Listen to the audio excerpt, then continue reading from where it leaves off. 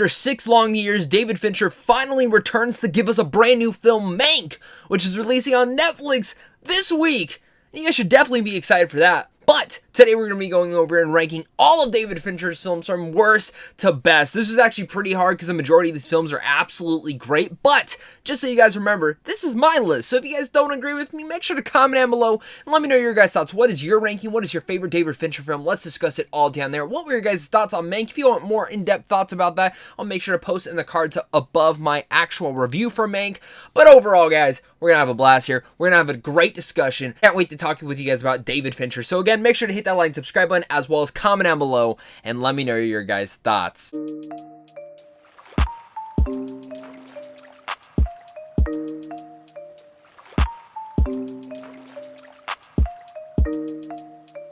Coming down at my number 11 is easily, it's probably going to be everyone's same one. It's Alien 3. This doesn't feel like a David Fincher film at all. And I heard there's a director's cut. I've never gotten access to that. And personally for me, if I'm being flat out honest, this is the one film that I didn't rewatch when going into this ranking. Because I absolutely just didn't care to watch Alien 3. I think I'm not a big fan of Alien from the start. But, Alien 3 is one of the worst ones, It's like after 2, it just gets progressively worse within that lineup of films.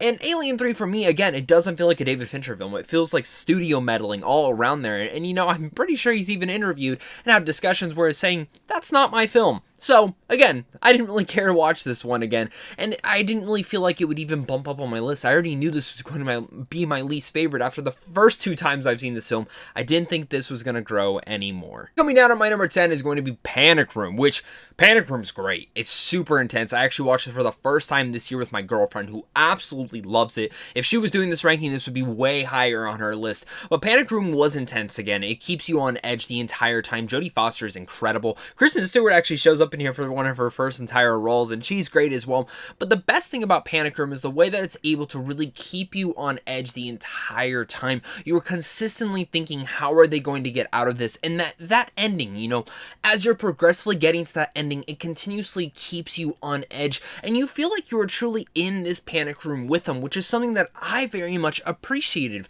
Is it perfect? No, it's a little cheesy here and there, and at times, yes, it is a little bit strung out with how long it is. Panic Room is a great film made by David Fincher, and I really much appreciate this one overall. Coming down to my number 9 is going to be The Game. Wow. Talk about a star-studded cast here. Michael Douglas is just incredible in almost every single thing you ever see him in, but also Sean Penn in here, and pretty much being about the story about a guy who, what do you gift him for his birthday when he has everything? This is a movie that I went into knowing absolutely nothing about. Again, another first-time watch for me this year. There will be a couple first-time watches throughout this whole entire ranking, but this was one that absolutely took me by storm, and actually, I had to go back and rewatch a couple of the other ones in here throughout this ranking to make sure I knew where to cement this one, because I actually think Here and Up are fantastic movies, and The Game is especially that. I have a little bit of a gripe with the ending, the very, very, very last 10 minutes, but even with that said, I think this film is excellently acted, excellently crafted, and honestly very edge of your seat. This is a very confusing film. You don't know what's going on, you don't know what's happening, and when it finally hits its reveal, you're like, oh god, that's great.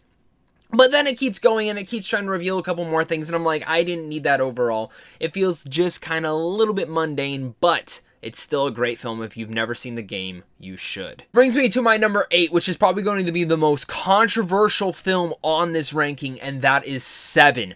Now, hear me out, guys. This is my first time watching it this year, and I actually rewatched it again later in that month after doing a little bit more of a rewatches of the other ones. I wanted to see if this is really where I would feel for it to be. And for me, while I think Seven is pretty much a near perfect film, I think Brad Pitt's excellent. I think Morgan Freeman is great. Gwyneth Paltrow is great. Kevin Spacey, we don't really talk about him over here, but, he's good in the role as well. The thing about Seven that is great is the script and the directing. That is what David Fincher does excellently here, but it just didn't stick with me. I already knew the ending. I knew exactly where it was going to go, and I think that became a big piece of how I felt about this film. I didn't care about other elements in this movie, and as I started doing the other rewatches, this is the movie that kind of faltered back as I started doing a ranking more, which is quite surprising. I really enjoyed this thoroughly as I was watching it. I was so engrossed in it, but again, as I came back and went through my ranking, this is the movie that just didn't stick to me. And maybe it's because so many people have hyped this up for years on years for me. And, you know, maybe down in the future, this will move back up a little bit. But again, as it comes to David Fincher, this is, again, one of his excellently crafted films, a near masterpiece for me. But I think all the rest of the films above this list are actually better. Brings me to my number 7, and that's actually David Fincher's latest film, MANK, which I won't be surprised if it starts to move up even more on this list in the coming years. MANK is a giant love letter to classic 1930s Hollywood in every sense of the way. And while, you know, it's pretty much just, hey, let's see how we can make Citizen Kane, it's about the scriptwriter Herman J. Mankiewicz and his development on that script, but it's a lot more than that. And that's actually what I was quite surprised by, because I'm not a giant fan of Citizen Kane. I think the film's kind of overrated, but on a technical achievement, that film is great.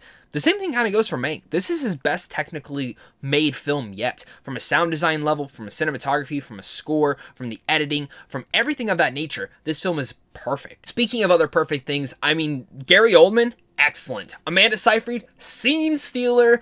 And Mank is one of those movies that, again, invested me into this world and, again, made me fall in love with film all over again and reinvigorated my love for filmmaking. And I just really love what David Fincher was able to craft inside this movie. Let's get down to my number 6, which is going to be Fight Club, which we're not really supposed to talk about that much, but I'm going to talk about it anyways. Brad Pitt, Edward Norton, excellent in this whole entire film. And this is actually a movie that I went back and forth. I actually had to go back and rewatch this film because it had been a couple years. I'd probably seen this film now twice within this year to kind of get this ranking down on a pat. And what I came to the conclusion of is Fight Club has one of the best third acts ever made. I love when the twist hits and everything starts circulating around that. And again, the final moment with him and, of course, Helen Bonham Carter is also amazing. It's one of my favorite shots in a film ever. I love Fight Club, and I think the film gets better and better and better as it progressively moves forward.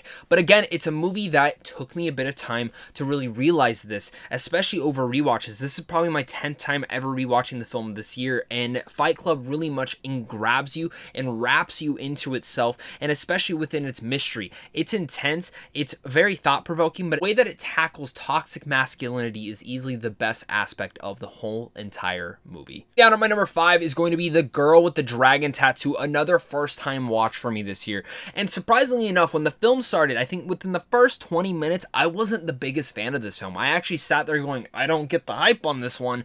I don't think it's that great. But man, does it get excellent. Once he finally gets settled into figuring out that mystery, that's when the movie starts powering along in such an amazing way. This is a dark, gritty, and one of the most drastically taken and intense gross films that I've watched in a while. Mara in here is absolutely incredible, and her performance in here is life-altering. Daniel Craig is great, and then I've been in a pretty big Daniel Craig mood. Daniel Craig, please do more movies after the next James Bond film comes out, because like I've seen everything you've done up to here, and I just need more of you in filmmaking, please. The film shows the worst in humanity in the way that it's able to go about, especially through Elizabeth's eyes, and again, her as a character is one of the most interesting characters that I've ever seen. Really, the only con that I have for this film is, damn, I might have not been invested in the first 10 to 15, 20 minutes, but once it finally gets going, I'm solely hooked. But really, I wish we could be getting a sequel to this, because damn, I need it. So now I'm gonna have to go check out those international films. First, before we get to my top 4, guys, make sure again to hit that like and subscribe button so we can keep talking David Fincher here, and in general, just movies on a daily basis, as well as comment down below and let me know your guys' thoughts. What is your favorite David Fincher film? How would you rank all these films? Have you watched Mank yet? Let's discuss it all down there, as well as head on over to Samsung Films on how to see films early, and of course, it's a big thank you to you, and a big thank you to my Patreon supporters, because without you, I wouldn't be able to do this. Down at my number 4 is going to be The Social Network, which is actually one of my favorite films of all time. And I could actually say that the top 4 films would also be all my favorite films of all time, probably mixing them all along there. David Fincher, I think number 4 and up are all perfect masterpiece of films. And The Social Network probably has the best script out of all of his movies. The way that Aaron Sorkin's able to write the fast, witty dialogue is incredible. But I remember when I went to go see this film in theaters, I said, a Facebook movie? Is that going to be any good? And it's great. I mean, the performances in here alone, Andrew Garfield should have won for The Social Network. The fact that he wasn't even nominated is a travesty. This guy was phenomenal in this film. And Jesse Eisenberg, again, takes this role and runs with it. The movie should have won Best Picture that year, and The Social Network is a movie that intrigues me within every ounce of its dialogue, with every ounce of every scene, and the way that it completely lingers on you as you feel like you were actually there with these creators and everything going about. It is such a phenomenal movie with an excellent score. Coming down at my number 3 is the last first-time watch I did on this film, and this was actually my least movie that I was like, God, I do not want to watch this one, and my oh my, I've watched this film twice, and I still can't stop thinking about it. And this is, again, controversial pick. The Curious Case of the Benjamin Button is my number 3 favorite David Fincher film. And honestly, for a while, as I was doing this rewatching, this was my number 1. I loved Benjamin Button in every single aspect. In ways I got kind of the same vibes that Forrest Gump does in some sort of capabilities, and I actually think it's better than that movie.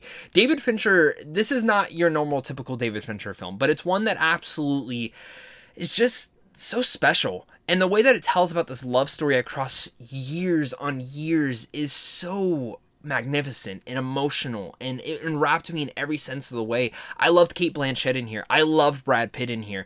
And this is really cemented itself as being one of my favorite films. I'm a softie when it comes to romances, and if it really gets me invested within those stories, it can do it. And also the CGI, as for the most part, actually pretty much holds up. Yeah, there are some moments here and there, but really this was a true technical achievement at its best. And I think what we've seen from David Fincher is this guy pushes the limits within every single one of his films. He really takes us for a ride and a surprise and a journey, and I love that. Whether it's the films like Zodiac, Gone Girl, Curious Case of Benjamin Button, The Social Network, Seven, Fight Club, Mank, this guy continuously does that, and I think Benjamin Button was his most extravagant and big bombastic film yet, until Mank, of course. Now to my number 2 is Gone Girl. I love Gone Girl, and in fact, the only reason this is not my number 1 is I've seen this film probably 20 to 30 times, and to be honest, I'm kind of losing my luster in certain aspects of the movie. I think the movie works phenomenally well. I think it's literally perfect.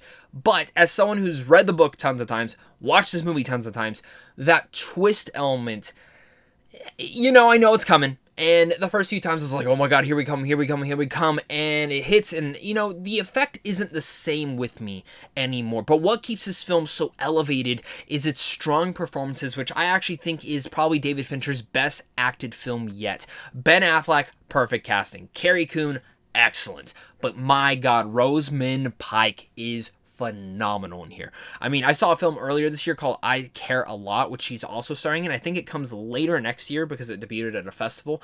She's great in there, but I don't know if anything will ever beat this role. She is so dark, so not even creepy, but just in general very intense, and the way that she writes her character and in general this relationship. David Fincher hits all the intriguing levels of what this film should be about and more, and I still love when I get to tell people to go watch this film who have never seen it for the first time, and then I get to discuss it with them because of that twist. That is my favorite thing. This is my favorite David Fincher film to talk about with other people because it's so interesting. Coming down at my number 1 is the film that continuously keeps to grow on me the more and more I watch it, and that is Zodiac. I've seen this film officially only 4 times now, and it still just sticks with me every single time. The performances, Jake Gyllenhaal, Robert Downey Jr., Mark Ruffalo, all phenomenal. But when you keep moving around and placing in the layers in this movie, that's when it gets to that next hinging level that I really love, especially towards the back half when Jake Gyllenhaal is really starting to investigate this and you see his obsession become inside of this. And there's one scene in particular within a house where he thinks he hears footsteps above him, and it becomes one of the most creepy, dense, and also intense moments that I've ever seen in a movie. This is a movie that not many people love, and actually it's kind of weird to me because I think this is David Fincher's best film. I also think it's one of the best films ever created. I love how the ending doesn't actually give you answers because it's not supposed to. This is still an unsolved case, but it's one that again is dense, creepy, and very much intriguing.